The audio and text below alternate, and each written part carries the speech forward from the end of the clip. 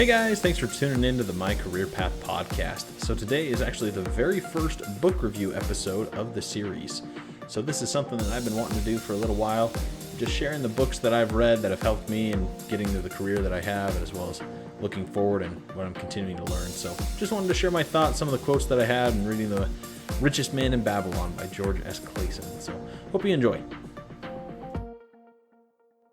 So this is the first book review that I'm going to be doing on this podcast. And this is something that I want to do a little bit more, just with that most recent episode of A Life of Learning.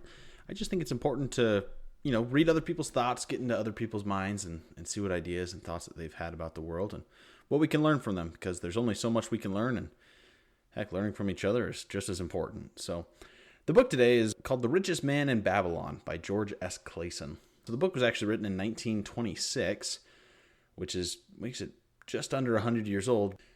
The book recounts lessons and short stories of how to gain wealth and achieve success in our lives, which I think is especially pertinent in our lives as we're going through trying to find that job after college and coming out of high school or coming out of graduation, and we're kind of given the reins to our lives. We have to make our own money. We have to figure out what we want to do. We have to figure out what we want to spend. And so even though it was written 100 years ago, it's just a classic for anyone looking for advice on how to manage their personal finances. I was actually recommended this book by Dave Ramsey, as he talked about it on a show several months ago. I'm always looking for book recommendations. I love hearing it from our guests and just seeing what other books I can learn from, because that's just such a good way to learn, because I get to take out quotes, I get to take out material and information that I get to share with you guys. So the main story of The Richest Man in Babylon is about a poor man who eventually became the richest man in Babylon, hence the title. He shares his story and path on creating wealth and his advice on what we can do to follow in his footsteps. And they're very simple. For a lot of these book reviews, I'm not going to go into, hey, here's the plot, or here's a lot of the main takeaways from each section.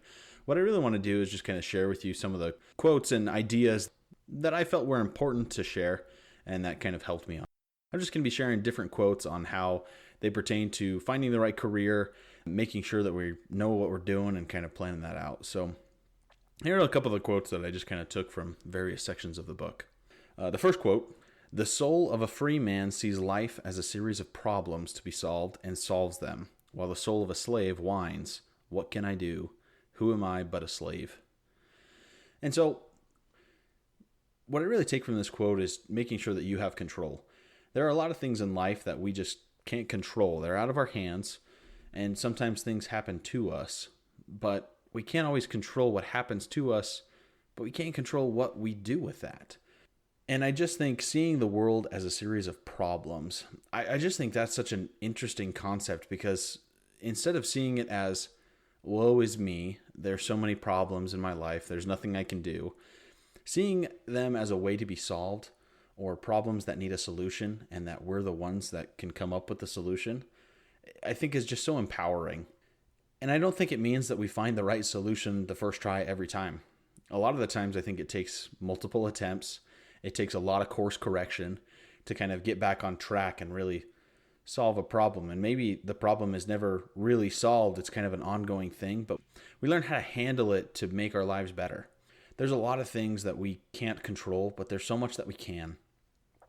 And I think especially now there's kind of a little bit of a trend in this kind of victim mentality of everything's just happening to me, I can't get ahead. And I don't think that's the case. I think we have the ability to change our circumstances. I think we have the ability to change our lives. And as we see the world as a series of problems that we can work on and solve, instead of just complaining and sitting in it and going, well, there's nothing I can do, there's no point, there's a lot more hope in knowing that, hey, we can work through this, we can figure something out, and we can band together and do that. And I think especially as we've talked in other episodes, that sometimes we just feel isolated. And I think that's kind of where these problems of, well, this is my situation, this is so hard and difficult, and it may be, but there also is, okay, how are we going to address this? How can we help? I think that's something that's incredibly important. And as I've kind of grown into more of the managerial role at my current work, that's something that I have to constantly work on is, okay, this is a problem right now, but how can we work on it? How can we address it to reduce the impact of the problem? What can we do? What do we have control over that we can change and adapt? We just have control over our inputs, not necessarily the outputs. But as we put more focus on, okay, what can we control? We become so much more free. We stop thinking, woe is me, and we start thinking, what can I do? How can I improve? How can I change? And I think that's just so empowering. You can do more than you think you can. All right, the next quote is, I like work. I like good work. For work is the best friend I've ever known. It has brought me all the good things I've had. Something that I've struggled with over my career and the various jobs and positions that I've held is seeing it as more of a job and seeing it more as, okay, I just need to clock in, get it over with so I can get paid and get done. And really kind of changing my mentality from, okay, this is just something I have to do to this is something I get to do, which kind of comes back to the point of having a dream job and having that position where you truly feel important, you truly feel needed, and you're working towards an objective, and you're truly helping people out.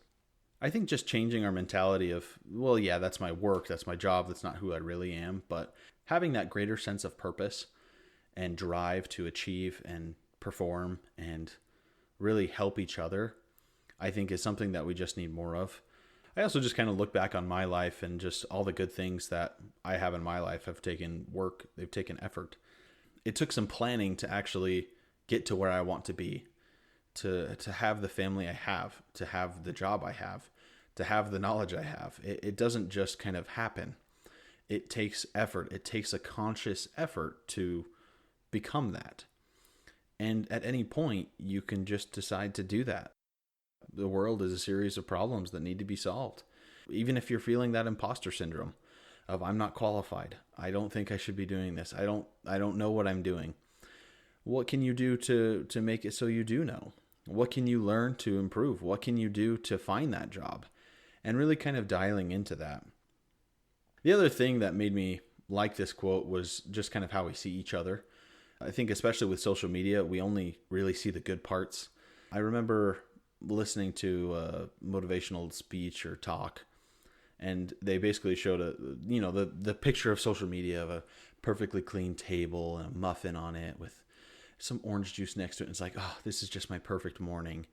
But then it kind of zooms out a little bit, and there's flour and batter just all over the floor. There's two kids screaming in the background, and social media just really lets us see the good parts of everyone's lives. We don't necessarily see the bad parts. And in our own lives, we see everything. And sometimes the bad parts seem a lot more prevalent than the good parts. And so we don't always get to see the behind the scenes of what's going on in other people's lives. And a lot of the times we just think, well, it's just dumb luck that they got, that promotion, or that they're so wealthy, or that they seem like they're doing so well. We just don't know. And so working towards what we can control and how we can improve and change, I think is just so much more important. Not to say that we shouldn't care about other people. I think we definitely need to care for each other more than ever, but just not comparing our standing to other people's standings. The next quote is, I'm glad that work is not reserved for the slaves. And so I just really like this quote because work is so important to us. I think about the times in my life where I haven't had a job and just how quickly things deteriorate. And not in the sense that everything just goes to crap, but just that I feel less productive. I feel way more lazy. I feel more kind of jaded. I feel more upset because I'm not really doing anything. I'm just kind of existing. And I think our life has a purpose. We have a purpose that we're called to fulfill. In listening to Ken Coleman, he agrees that everyone has a unique and specific purpose to fulfill while we're here. And our job is to figure that out and do it to the best of our ability. So finding a way that we can actually work and contribute is just so important. It's a great mindset to have that, hey, we get the chance to work with other people to build something greater. So kind of changing that mindset of, well, it's work. I just need to go to work so I can get a wage and then I can go home. But really thinking about it more of, well, what am I doing to contribute? How can I change the world? And if you're not feeling that in your current job, then maybe it's time for a change. maybe it's time to start looking at other opportunities. So those are kind of some of the main quotes that I really like about pertaining to work, especially in careers. And just to kind of finish it up, I just want to talk about, I would be remiss if I didn't talk about anything financial in reviewing this book. So he talks about the 5 laws of gold. And no, he's not talking about gold investments or the physical or chemical properties of gold. He's talking about rules of money and just things that we can do in our own life to really build wealth. So the first law, and all the laws I'm going to do as a quote: gold cometh gladly, and an increasing quantity to any man who will put by not less than 1/10 of his earnings to create an estate for his future and that of his family. So this is kind of a big rule of thumb with money. You have to save it. If you want more of it, you have to save it. You have to have that conscious effort of, okay, I'm going to set aside a certain amount every month or every time I get paid, and that's going to be how you start building your wealth. You're going to have to start building your pile. Because if you want it to grow, you have to not use it. I mean, income is one of the biggest tools that we have to use to build our wealth. That's how we're gaining money. And money likes to be around other money. As you start to save, more and more will start to go into savings. And going into the other laws, it'll talk about investments and it'll talk about using your money and putting it to work. But I think a big part of being able to set money aside each month is knowing what's coming in and knowing what's coming out. And this is something that I do in my life and in my family life. Every month I go over all of our bank accounts, all of our investments, and kind of track down. It's a really simple Excel sheet that I just built. It's just tracking, okay, this is where we're at. This is where we're at last month. Every 3 months or so, I kind of look back over our budget and go, okay, is there somewhere we can adjust? Is there a certain month that we had a bigger spending? And so just being able to track what's coming in and what we're working towards. We have our house fund. We have our future education fund. We have our vacation fund. And it's not necessarily going, okay, I have an account for each of those, but knowing, hey, I have this amount set aside for this. I need this much more to actually fill that out. So really tracking what's coming in and going out, huge part of finances. Just knowing what you're earning and what you're spending, and you'll just be on so much better footing to be able to actually save more because you know what exactly you're spending it on and what exactly you're doing with your money. You can't just be so willy-nilly, which I think is really a shame because when you're growing up and you're getting into school and even into college in some sense, no one really teaches you about money. No one really teaches you, hey, this is how you save, this is how you build a budget. Unless your parents really taught you, which I would hope that they would. I know my parents taught me quite a bit. But if you don't have that in your life, then how would you know? But you're just expected to kind of know what to do with money.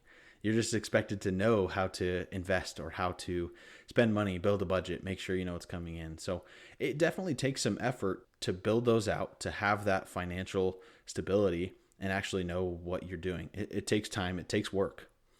The second law, gold laboreth diligently and contentedly for the wise owner who finds for it profitable employment, multiplying even as the flocks of the field.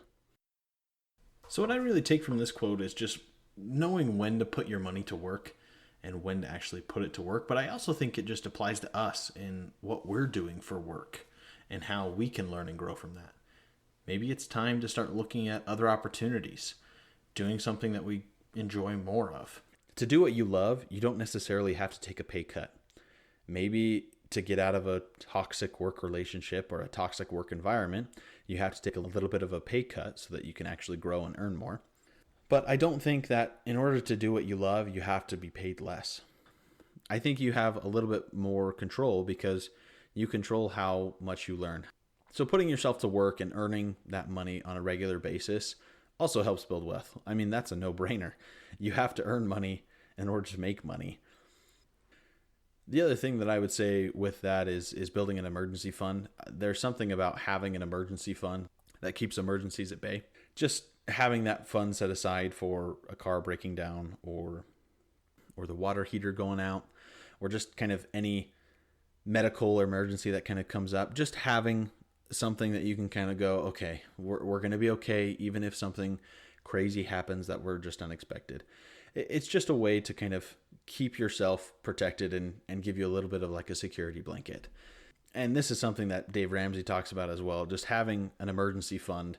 I think he recommends about 3 to 6 months, which includes kind of your house payment or rent and then food and gas and everything else. Just kind of budget that out and go, okay, we're just going to set this much aside just in case. And the nice part is you just kind of don't have to worry too much about these emergencies. I mean, they suck when they happen, but you can at least go, okay, we're going to be okay. We're not going to go completely under if something unexpected happens. It gives you a little bit of a barrier. Lastly, just kind of going off with that multiplying even as the flocks of the field. Money likes to be around other money. When you have more money tends to come. When you have less money, money kind of tends to stay away.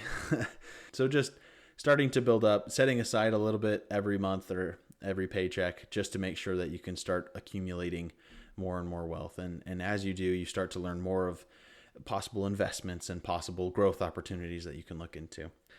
So the third law, gold clingeth to the protection of the cautious owner who invests it under the advice of men wise in its handling. And this is something that I've somewhat struggled with and really kind of had to throw myself into, because a lot of the times you just are kind of expected to know what to do with money, and we need to ask for help. I mean, my wife and I are fortunate enough not to have any student loan debt or really any debt at all because of how we've just managed our finances. And so when I was looking at investing and going, okay, we just have a decent chunk of change that we can look at investing, I had no idea what to do. And so I had to reach out to people who had some money and ask for their advice. And I think you always will get kind of a mix of advice depending on who you ask. But learning from others who have kind of walked the path is just so beneficial. And it's something that I want to help you guys to see, is talking with people who have these kind of successful careers or these successful jobs that we can really learn from. We can learn from their insights. We can learn from what they've done right, what they've done wrong, and what's worked for them and what they recommend to kind of get us a jump start. Because if we're just looking to win the rat race and we're not focused on kind of who's behind and who can we help along the way, it just becomes so hard. So I would really encourage you, if you're not sure what to do, just ask for advice. I know Dave Ramsey offers the SmartVestor Pros on his website that you can kind of sign up. And I signed up for my email when I was first looking at that. I had 3 people call me within about 10 minutes. They were super on top of it to offer advice and help me out and kind of guide us and help us on this journey. And so we met with them and we talked with them, and they're great guys. And the guy we work with right now is a really smart guy. I can ask him any finance question, and he shoots me straight. He tells me honestly, but ultimately he lets me make the decision. Learning from others, taking their advice, but also not just handing it over and saying, you do it for me, because there's more power and we get more control. And I think there's greater satisfaction in knowing that, we learn from others, but we also get to make our own mistakes. So the fourth law, gold slippeth away from the man who invests it in businesses or purposes with which he is not familiar or which are not approved by those skilled in its keep. So this kind of ties back to that third law of seeking advice. Ultimately, we have to be the ones to make those decisions, and it's up to us to actually learn and understand what we're going to do with our money. We're the one who gets to assign it a purpose. And I've talked about it in a previous episode about making a budget and how we have complete control over the budget. If you want to spend $700 a month on groceries, if you want to spend $500 on entertainment, you can do that because you get to control the budget. It's just when we finally set that budget that we feel constrained. But I would just really encourage you, before you invest into anything, is try to understand what you're actually investing into. There was the crypto craze that's been going on, and I I remember learning about that and going, wow, if only I would have invested in crypto, 10, 15 years ago, I could be so much more wealthy. And I really missed it. Or like the whole GameStop thing. We just need to make sure we understand it, because there's so many more opportunities that you're like, oh, well, I could invest in this and it could hit it big, and it just doesn't work. And that also just kind of ties to the fifth law, which I'll get into, but understanding what you're investing in, even if it's just a 401k, a Roth IRA, the stock market, anything like that. Just make sure you understand this is kind of how it works. This is how it's outlined. This is what it's based off of. Because if you're just blindly throwing money, you're going to end up wondering where it went. So have some direction, have some learning that goes behind it to actually invest it in. The fifth law: gold flees the man who would force it to do impossible earnings, or who followeth the alluring advice of tricksters and schemers, or who trusts it to his own inexperience and romantic desires in investment. So again, this kind of ties back to that fourth law of just not knowing where it's going and just kind of fingers crossed, I hope I win the lottery and I hope it comes back with 1 billion of its friends. Send the money out, I hope it makes some friends and comes back, because a lot of the times it won't. So the schemes and scams, I think, are a huge part. If something sounds too good to be true, especially with money, it probably is. That doesn't mean that, if someone has a business idea or anything, that you shouldn't invest in it. I just really encourage you to do your research. Know where your money's going, assign it a purpose, and go forward. I think with the schemers and scammers, I just think of the TV show The Office, where Michael's explaining, hey, this guy recruited me and 2 other guys, and if we all recruit 3 guys, and you all recruit 3 people, like, we're all going to be millionaires, and we're all going to come home to a huge lump sum of money, and we're just never going to have to work again. And then Jim gets up, takes the marker, and just draws the triangle.